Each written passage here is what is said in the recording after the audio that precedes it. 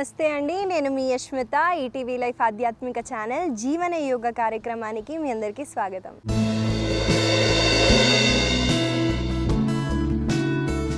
ఎలా ఉన్నారండి మీరంతా? నేనైతే చాలా బాగున్నానండి. మీరందరూ కూడా బాగుంటారండి, ఎందుకంటే మీరు జీవన యోగాని అలవాటు చేసుకున్నారు కాబట్టి. ఇవాళ మనం ముందుగా మన సాధన స్టార్ట్ చేసే ముందు ఒక విషయం అండి. యోగా అన్నది నేను ముందు కూడా చెప్పాను, ప్రతి ఒక్కరికండి, ముసలి వాళ్ళే చేయాలి అని ఏం లేదు, యంగ్ వాళ్ళు కూడా చేయాలి. ఇప్పుడు చూసుకుంటే ఎక్కువ మంది జిమ్కి వెళ్ళి బాడీ బిల్డింగ్ చేస్తూ చూపించడంలోనే ఉంటారండి, ఎలా అంటే షో ఆఫ్లోనే ఉంటారు. కానీ మీకు కొంచెం ఏజ్ వస్తే మీకు తెలుస్తుందండి, పెయిన్స్ ఏక్స్ అన్నవి ఎందుకు వస్తాయంటే మీ జాయింట్స్, మీ లిగమెంట్స్ దగ్గర మూమెంట్ లేకపోవటం వల్ల వస్తుంది. కానీ యోగా అన్నది ఈ అన్ని ప్రాబ్లమ్స్ని రెక్టిఫై చేస్తుంది. కాబట్టి మీరు యోగాని మీరు అలవాటు చేసుకుంటే ఇంకా ఆరోగ్యంగా ఆనందంగా ఉంటారు. మన సాధనాన్ని స్టార్ట్ చేద్దామండి. ఇవాళ మనము వార్మప్స్ చేద్దాము. హిప్ మొబిలిటీ కోసం మనం కొన్ని ప్రాక్టీసెస్ చేద్దాము. దానికి ముందుగా మీరు సిట్టింగ్ పొజిషన్ దండాసనాలోకి రండి.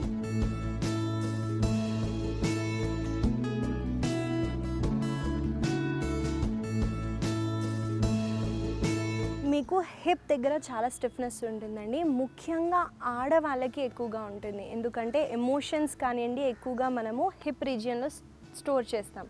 మీరు చూసుకుంటే హిప్ తొందరగా స్టిఫ్నెస్ వస్తుంది. కాబట్టి ఈ ప్రాక్టీసెస్ చేయటం వల్ల మనకి హిప్లో ఉన్న స్టిఫ్నెస్ని మనం తీయొచ్చు. దానికి కుడి కాలని మీరు ఇలా ఎంత దగ్గర అయితే అంత దగ్గరికి పెట్టుకోవడానికి చూడండి.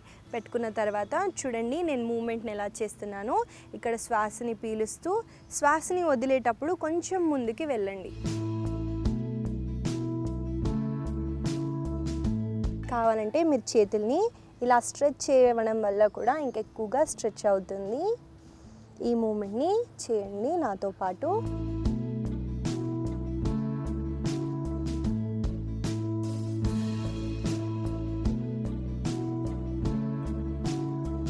ఇప్పుడు వేరే కాళ్ళతో చేద్దాము.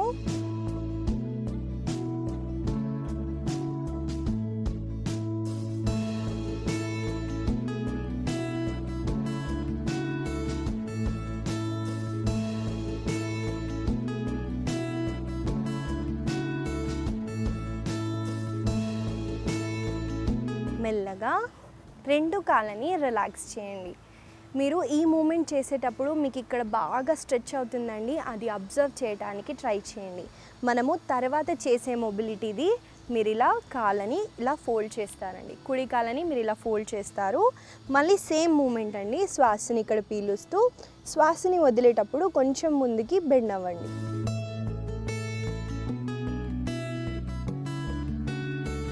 ఈ స్ట్రెచ్ చేసేటప్పుడు మీ కాళ్ళ వెనకాల భాగంలో కూడా చాలా మంచి స్ట్రెచ్ ఉంటుందండి, అబ్జర్వ్ చేయడానికి ట్రై చేయండి.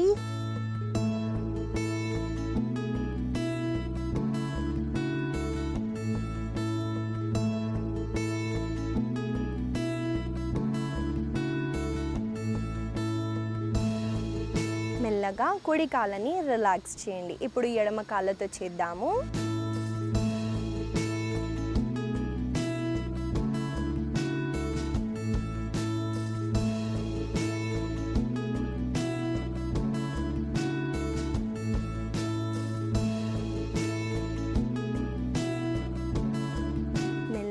చేతులని కాళ్ళని రిలాక్స్ చేయండి. ఇప్పుడు ఏం చేస్తారంటే మీ రెండు కాళ్ళ అరికాళ్ళని ఇలా టచ్ చేయడానికి ట్రై చేయండి.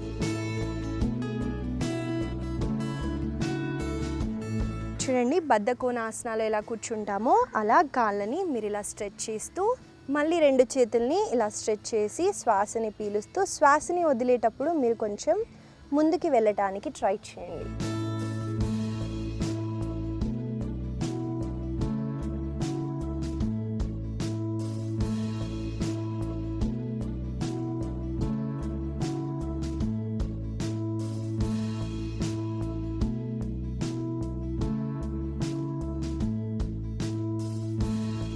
మెల్లగా రిలాక్స్ అవ్వండి. ఇంకొక మూమెంట్ని కూడా చేద్దామండి. ఇప్పుడు 2 కాళ్ళ మీద ఇలా కూర్చొని శ్వాసని ఇక్కడ పీల్చండి. శ్వాసని వదిలేటప్పుడు మీ కుడి మోకాలని ఎడమ వైపుకి తీసుకెళ్ళండి. మళ్ళీ రిటర్న్ పొజిషన్కి తీసుకొచ్చి ఇక్కడ శ్వాసని పీలుస్తూ శ్వాసని వదిలేటప్పుడు ఎడమ కాళ్ళు కుడి వైపున వెళ్తాయి. ఈ మూమెంట్ని చేద్దామండి.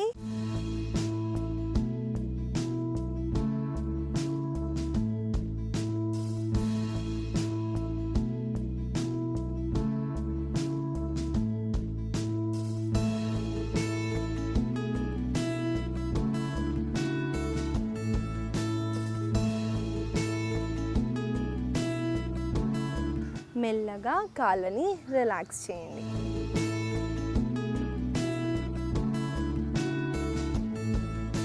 సో ఈ వార్మప్స్ని మీరు ఇంక్లూడ్ చేసుకోవడం వల్ల మీకు హిప్ దగ్గర ఉన్న మొబిలిటీ ఎక్కువ పెరుగుతుందండి. కాబట్టి దీన్ని మీరు ప్రతిరోజు చేయడానికి ట్రై చేయండి. మనం ఇవాళ ఆసనాస్లోకి వెళ్దామండి.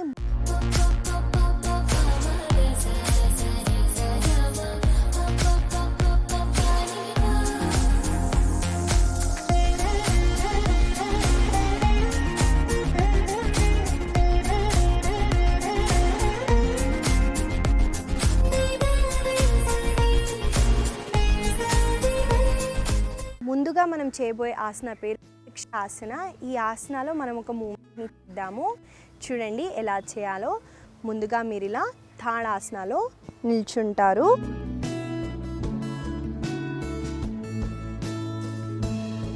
తాడాసనాలో నిల్చోండి. నిల్చున్న తర్వాత కుడి కాలని ఇలా పైకి ఎత్తి ఎడమ కాళ్ళ దగ్గర పెట్టండి.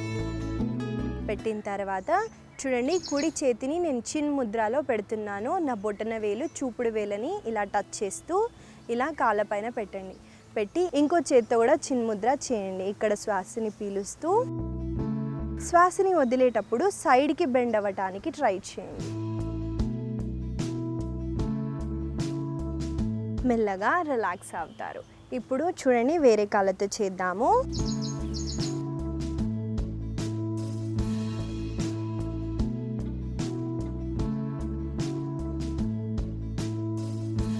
సో చూసారు కదండి, వృక్షాసనాలో మనము సైడ్ బెండింగ్ చేసాము.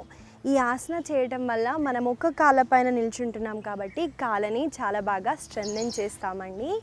ఇంకా మనం ఇక్కడ సైడ్ బెండ్ కూడా చేస్తున్నాం కాబట్టి సైడ్లో చాలా మంచి స్ట్రెచ్ ఉంటుంది. ఈ ఆసన చేయటం వల్ల మనకి కాన్సన్ట్రేషన్, ఫోకస్ కూడా పెరుగుతుందండి. ఈ ఆసన చేసేటప్పుడు ఒక పాయింట్లో చూడటానికి ట్రై చేయండి. ఆ ఒక్క పాయింట్ని మీరు చూడకపోతే మీరు బ్యాలెన్స్ చేయలేరండి. కాబట్టి ఒక పాయింట్ని చూస్తూ చేయడానికి ట్రై చేయండి. ఈ ఆసనాన్ని ఇంకొకసారి చేద్దాము. నాతో పాటు మీరు చేయండి.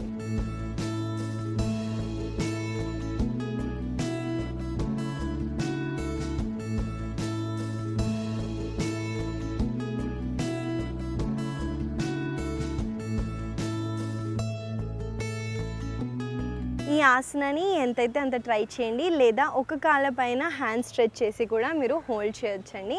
ఎంతైతే అంత బెండ్ అవ్వడానికి ట్రై చేయండి. బ్యాలెన్సింగ్ ఆసనాస్ ఏవైనా ఫస్ట్లోనే చేయాలండి. లేదా టైర్డ్ ఉన్నా మీరు ఆ బ్యాలెన్సింగ్ చేయలేరు కాబట్టి ఫస్ట్గానే మీరు ఈ ఆసనాన్ని ఇంక్లూడ్ చేయడానికి ట్రై చేయండి.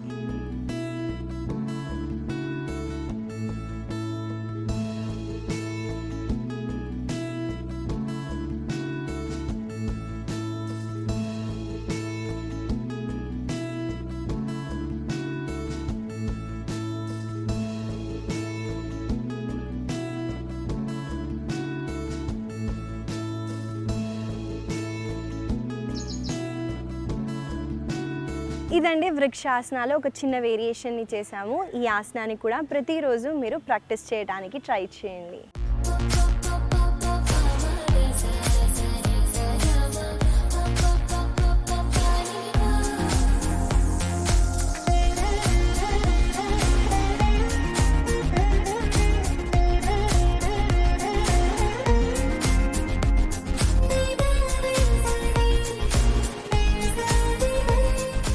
మనము తర్వాత ఆసనాలోకి వెళ్దామండి.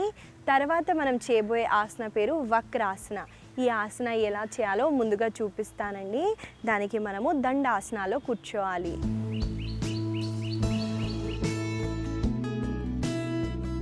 ముందుగా మీరు మీ కుడి కాలని ఇలా ఫోల్డ్ చేస్తారండి. ఎంతైతే అంత దగ్గరికి తేయడానికి ట్రై చేయండి. మీ కుడి చేతిని కూడా ఇలా వెనక్కి తీసుకెళ్ళండి. తీసుకెళ్ళిన తర్వాత మీరు శ్వాసని పీలుస్తూ ఎడమ చేతిని పైకెత్తుతారు. ఎత్తి మీరు శ్వాసని వదిలేటప్పుడు చూడండి, నా ఎడమ చేతిని మోకాల దగ్గరికి తీసుకొచ్చి వెనక్కి తిరిగి ట్విస్ట్ అవుతున్నాను.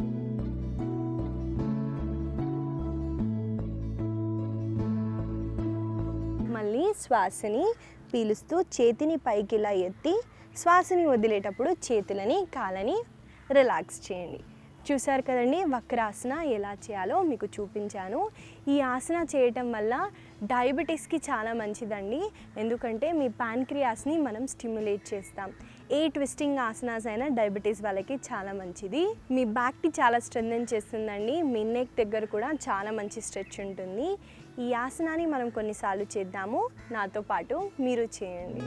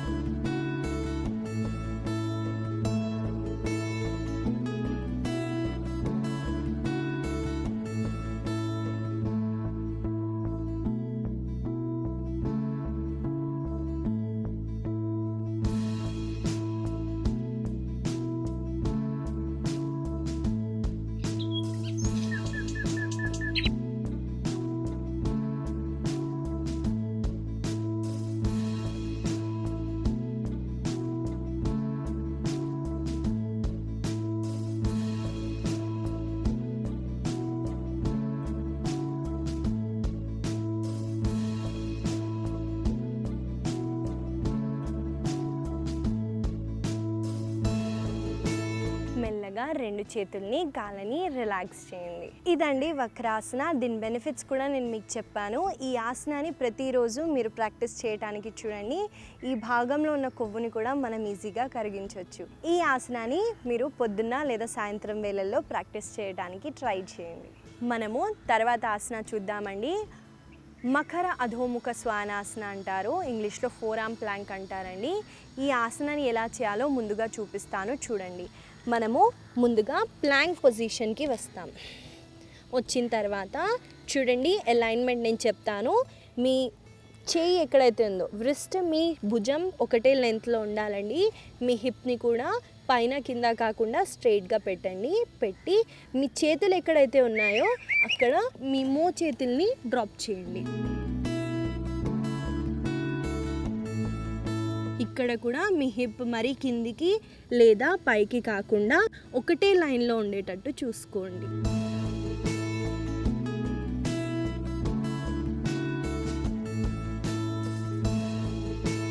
మెల్లగా మీరు మకరాసనాలో రెస్ట్ చేయొచ్చు. సో చూసారు కదండి, మకర అధోముఖ శ్వానాసన ఎలా చేయాలో మీకు చూపించాను. ఈ ఆసనాన్ని మనము హోల్డ్ చేద్దామండి. హోల్డ్ చేసేటప్పుడు ఉజ్జయి బ్రీతింగ్ చేయడానికి ట్రై చేయండి. మనము పొజిషన్కి వద్దాము.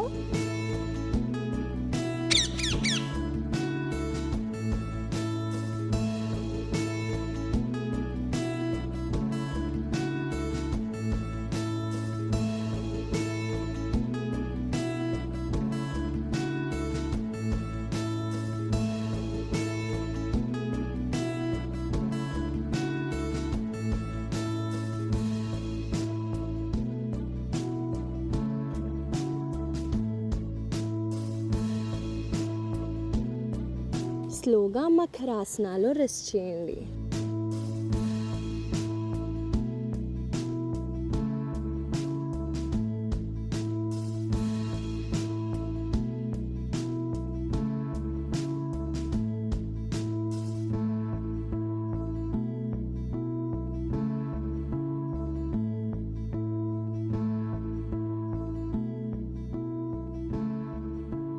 మెల్లగా మీరు ఒకవైపున తిరుగుతూ సుఖాసనాలో కూర్చోండి.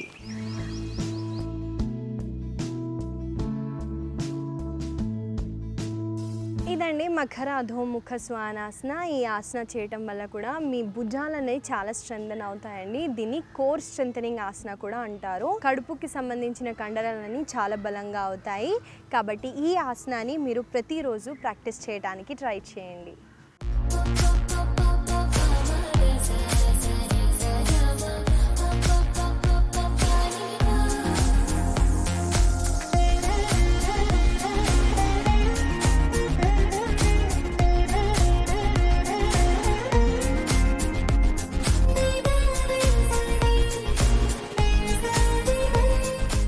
మనము తర్వాత చేయబోయే ఆసన పేరు సూప్త వీరాసన అండి. మనకి వీరాసన ఎలా చేయాలో తెలుసు కదా, దాంట్లో మనము లయింగ్ డౌన్ చేస్తున్నాం అన్నమాట.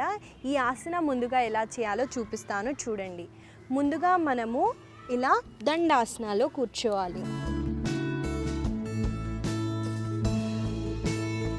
ముందుగా మీరు ఇలా దండాసనాలో ఉంటారండి. ఒక కాళ్ళని ఫోల్డ్ చేయండి. చూడండి పక్కనుంది, నేను కాళ్ళపైన కూర్చోవట్లేదు. సేమ్ అలానే పెట్టడానికి ట్రై చేయండి. ఇలా చిన్నపిల్లలు ఎక్కువగా కూర్చుంటారండి. ఇది చేసేటప్పుడు ఈ భాగం ఉంటుంది చూడండి, ఈ కండరాన్ని ఇలా పక్కకి తీసి మంచిగా బటక్స్ మీద కూర్చోవడానికి ట్రై చేయండి. కూర్చున్న తర్వాత మీరు మెల్లమెల్లగా మోచేతుల్ని కిందికి పెట్టి మొత్తం పడుకోవడానికి ట్రై చేయండి.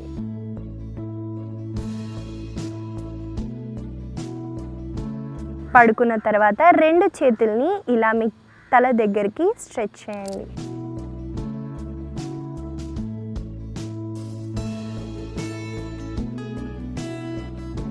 మళ్ళీ మెల్లగా మీ మోచేతుల పైకి వచ్చి ఒక వైపున తిరిగి ఇలా కూర్చుంటారు.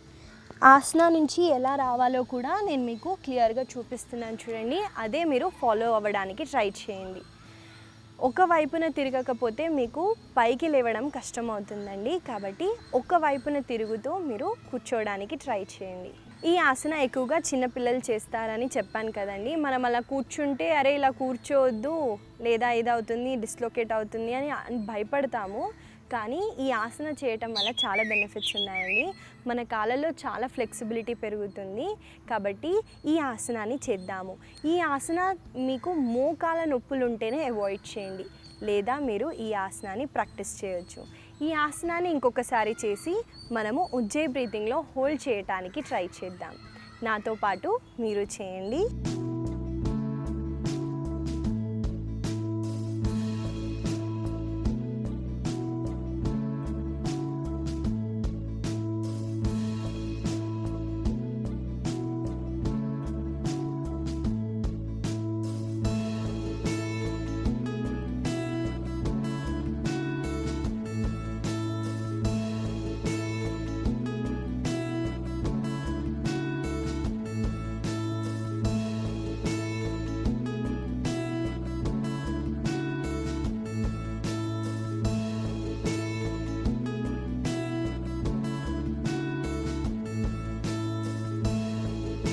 ఈ ఆసనాన్ని కూడా మీరు డైలీ సీక్వెన్స్లో యాడ్ చేస్తూ ప్రాక్టీస్ చేయండి. ఇవండి మన ఆసనాస్. ఇవాళ మనం కొన్ని బ్యాలెన్సింగ్, కొన్ని స్ట్రెంథనింగ్ ఆసనాస్ చేశాము. ఈ ఆసనాస్ని మీరు గుర్తుపెట్టుకొని లేదా రాసుకొని ప్రతిరోజు పొద్దున్న సాయంత్రం వేళల్లో ప్రాక్టీస్ చేయడానికి ట్రై చేయండి. ఇవాళ నేను మీకు ఇచ్చే చిన్న సలహా అండి. సలహా ఏంటంటే, వర్షాకాలం వచ్చేసింది. వర్షాకాలంలో సాయంత్రం అవ్వగానే ఏదన్నా మనకి వేడివేడిగా కావాలి. వేడివేడి బజ్జీ, పకోడా ఇలాంటివి మనం తింటాము, మన పిల్లలకి కూడా పెడతామండి. ఇది పెట్టడం వల్ల మనకేమవుతుందంటే నైట్ ఆహారం లేట్ అవుతుంది. ఇంకా ఫుడ్ డైజెస్ట్ అవ్వకముందే మనం మళ్ళీ ఫుడ్ పెడతాం. దాన్ని మీరు అవాయిడ్ చేయండి. సాయంత్రం వేళలో ఏదైనా నట్స్ కానివ్వండి, లైట్గా మీరు ఫ్రూట్స్ ఇచ్చినా మీకు డిన్నర్ టైంలో పిల్లలు తొందరగా అన్నం తినేసి వాళ్ళు రెస్ట్ చేస్తారు. ఈ చిన్న సలహాని మీరు ఫాలో అవుతారని అనుకుంటూ మళ్ళీ కలుద్దాం.